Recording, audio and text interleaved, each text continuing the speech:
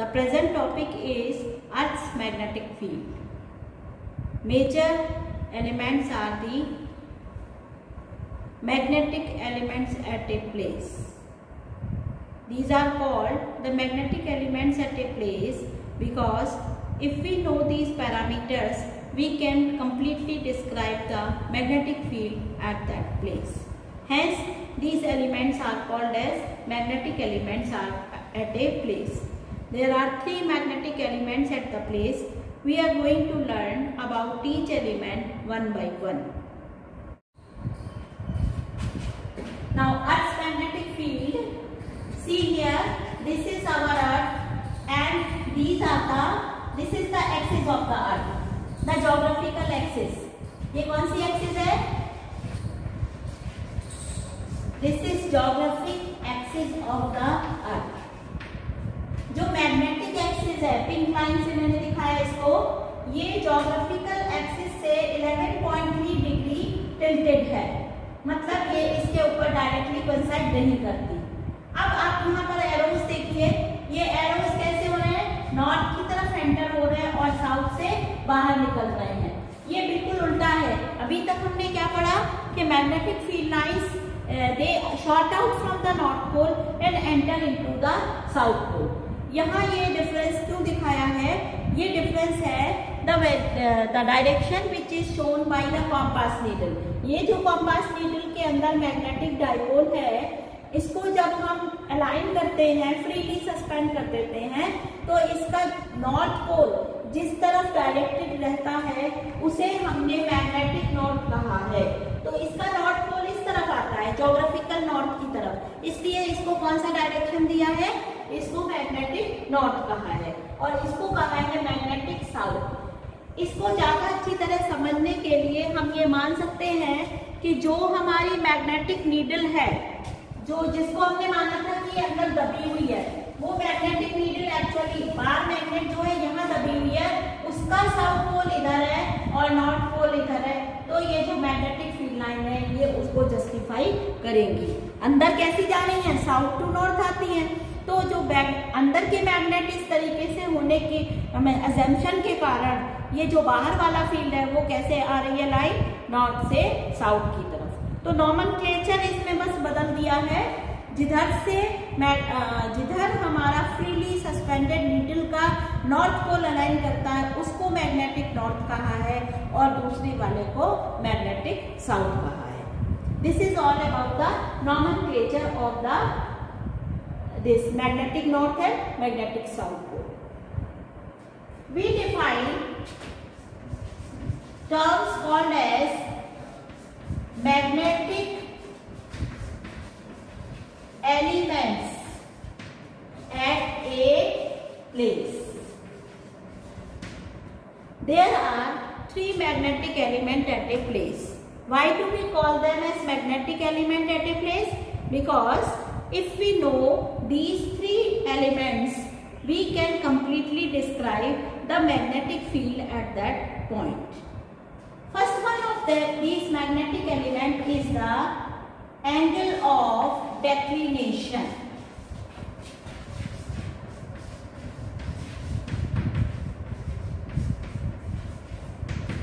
Angle of declination denoted by theta. What is the meaning of this declination? Angle of declination is actually defined as the angle between the magnetic meridian and the geographical meridian. This is the angle between magnetic and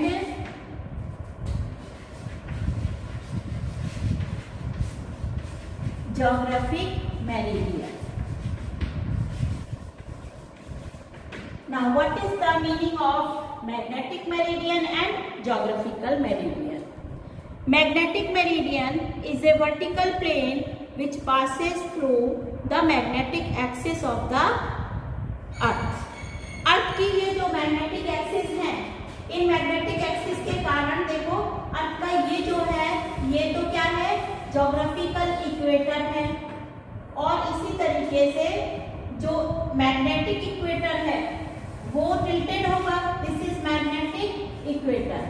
तो अर्थ का geographical equator और अर्थ का magnetic equator एक दूसरे से inclined रहेंगे, जो angle इसके बराबर आएगा। अब हम अज्यूम करें कि ये जो ज्योग्राफिकल एक्सिस है, इस एक्सिस से पास होता हुआ एक वर्टिकल प्लेन, इस तरीके का एक प्लेन हो सकता है। देखो, ज्योग्राफिकल एक्सिस से पास होता हुआ एक vertical plane like this, it is called as geographical meridian.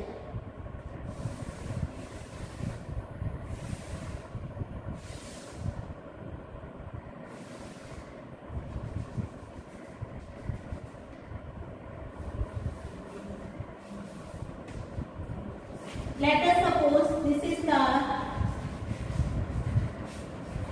geographical meridian. What is geographical meridian? This is a vertical plane which is passing through the geographical axis. This geographical axis is tilted. This geographical meridian is tilted with this meridian. यहाँ एक और plane आपको दिखाई दे रहा है. Let us name it as magnetic meridian.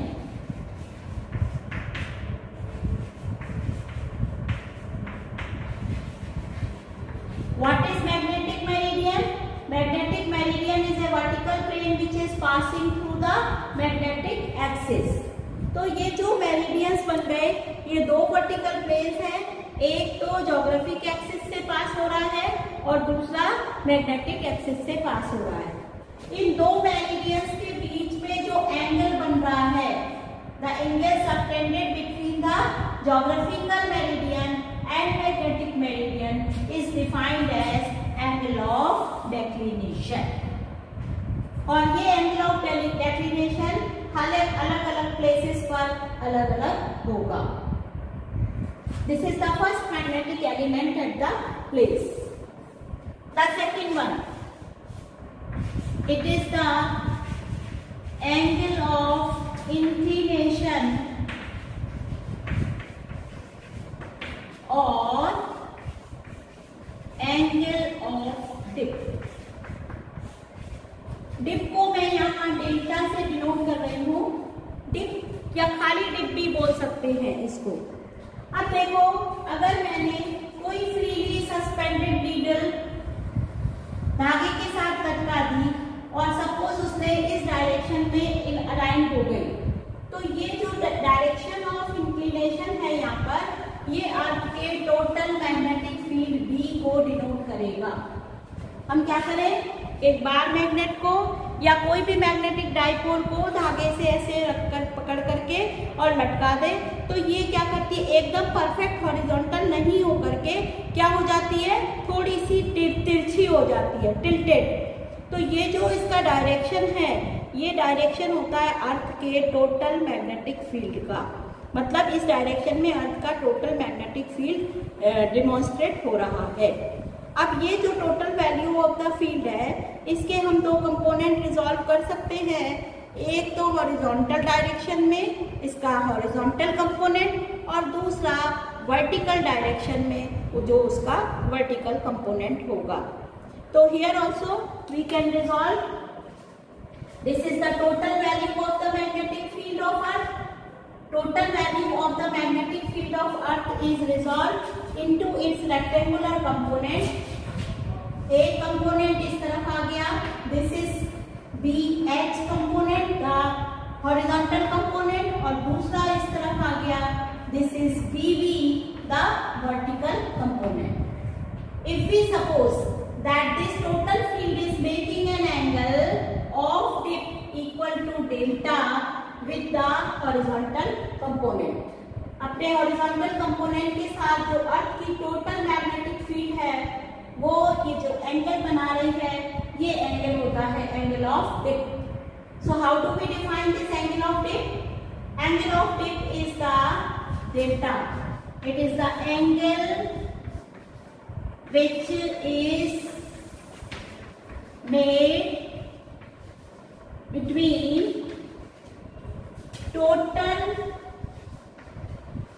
magnetic field of Earth with earth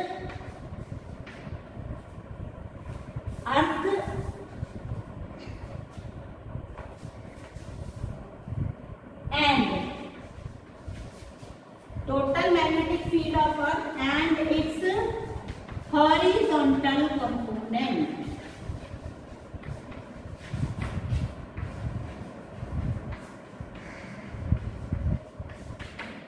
It is denoted by letter delta. तो delta is the angle of dip in this case. अब आप देखिए कि ये जो इसके दो कंपोनेंट्स रिजॉल्व हो गए BH और BV, they can be related with this angle of dip. Like you know that this BH diagram से देख करके हम निकाल सकते हैं BH किसके बराबर है. BH इज इक्वल टू इसका कंपोनेंट है ये, तो ये BH is equal to B cos delta and similarly BV is equal to यहां से क्या आ जाएगा B sin डेल्टा. इन दोनों एक्सप्रेशन से हमें क्या मिलता है tan delta. Second equation divided by first equation, it is equal to the ratio of vertical component of earth's magnetic field and its horizontal component. tan delta is equal to BV divided by BH. तो ये relation है जो mathematical expression show कर रहे हैं इन components को relate करते हुए. हम यहाँ से एक और एक्सप्रेशन निकाल सकते हैं the total value of the magnetic field. अब ये जो टोटल वैल्यू है मैग्नेटिक फील्ड की, ये फर्स्ट इक्वेशन और ये सेकंड इक्वेशन इनको स्क्वायर कर दे. 1 स्क्वायर प्लस 2 स्क्वायर ऐड करने पर उधर आएगा BH square plus BB square is equal to इधर आएगा B square into cos square delta plus sine square delta. तो एक्सप्रेशन क्या मिल गया यहाँ से, this whole term is equal to 1. Therefore B is equal to under root of BH square plus BB square. This is all about the dip. Now it is very clear. Suppose our compass needle is suspended such that it becomes parallel to the surface of the earth. Equator पर ऐसा होता है, जो compass needle है वो कैसी हो जाती है, परफेक्टली हॉरिजॉन्टल हो जाती है. अगर कंपास नीडल परफेक्टली हॉरिजॉन्टल हो जाती है, then what is the value of dip. को हम हॉरिजॉन्टल कंपोनेंट के साथ मेजर कर रहे हैं, इस लाइन से मेजर कर रहे हैं. ये हमारी नीडल है, तो अगर हमारी नीडल हॉरिजॉन्टल हो गई है तो डिप कितना होगा. some of the students have written their answer.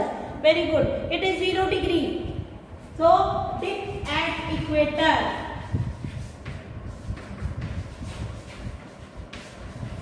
is equal to 0 degree. What about dip at pole? अब पोल्स पर बता सकते हो क्या होगा. पोल पर ये नीडल अगर मैंने ऐसे धागे से लटकाई हुई है तो पोल पर ये कैसे हो जाएगी, या तो इस तरह से वर्टिकल हो जाएगी या फिर ऐसे वर्टिकल हो जाएगी नॉर्थ पोल और साउथ पोल पर. तो एंगल ऑफ डिप कितना हो जाएगा दोनों केसेस में, it is equal to 90 degree. Very good. तो पोल्स पर ये डिप की वैल्यू 90 डिग्री हो सकती है.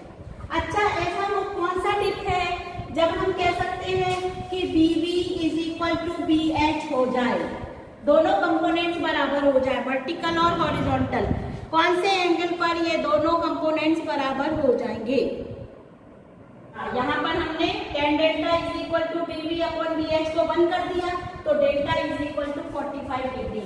सो this happens that delta is equal to 45 degree. ये डिप से रिलेटेड कुछ क्वेश्चंस हैं, इन फॉर्मूले को इस्तेमाल करके डिप के से रिलेटेड क्वेश्चंस को सॉल्व किया जा सकता है. ये सेकंड एलिमेंट हो गया बच्चों आपका. Term is the horizontal component.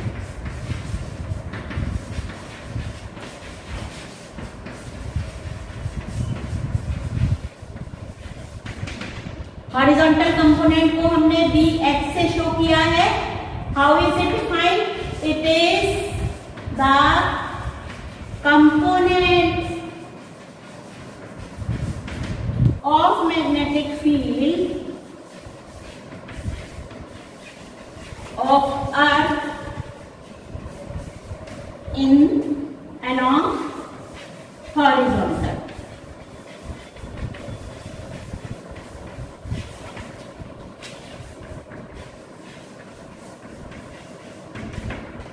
तो तीसरा magnetic element, the third one is called as the horizontal component, that is BH. How is it defined as? It is the component of total magnetic field of Earth along the horizontal direction. तो ये जो तीन elements हैं, angle of declination, angle of dip और angle of inclination, and third one the horizontal component, these will fully describe the magnetic field at a place. और इन तीनों ही कंपोनेंट्स की value place to place change होती जाती है. जैसे अगर हम नांदला की बात करें तो यहाँ पर जो अर्थ का मैग्नेटिक एलिमेंट्स हैं, यहाँ पर जो डिप है, डेक्लिनेशन और हॉरिजॉन्टल कंपोनेंट है, इनकी वैल्यूज हमारे बिल्कुल फिक्स होंगी और ये वैल्यू किसी दूसरे प्लेस से डिफरेंट होगी. जब भी हम अर्थ के मैग्नेटिक फील्ड से रिलेटेड क्वेश्चंस करेंगे तब आप देखेंगे कि हमें अर्थ का हॉरिजॉन्टल कंपोनेंट दिया गया होगा. टोटल फील्ड इंटेंसिटी कैलकुलेट नहीं हो सकती क्योंकि ये 3 डायमेंशनली मेंशन होगी. तो केवल कौन सा बता देते हैं, हॉरिजॉन्टल कंपोनेंट हम पता कर सकते हैं. वर्टिकल कंपोनेंट के लिए ऐसे ऐसे मूवमेंट करना पड़ेगा, ऐसे इंस्ट्रूमेंट्स सेटअप करने पड़ेंगे. तो it is very easy to note the horizontal component of earth magnetic field. तो इसीलिए आपको क्वेश्चंस में ज्यादातर ये H कंपोनेंट जो है, that is the horizontal component, ये आपको दिया गया.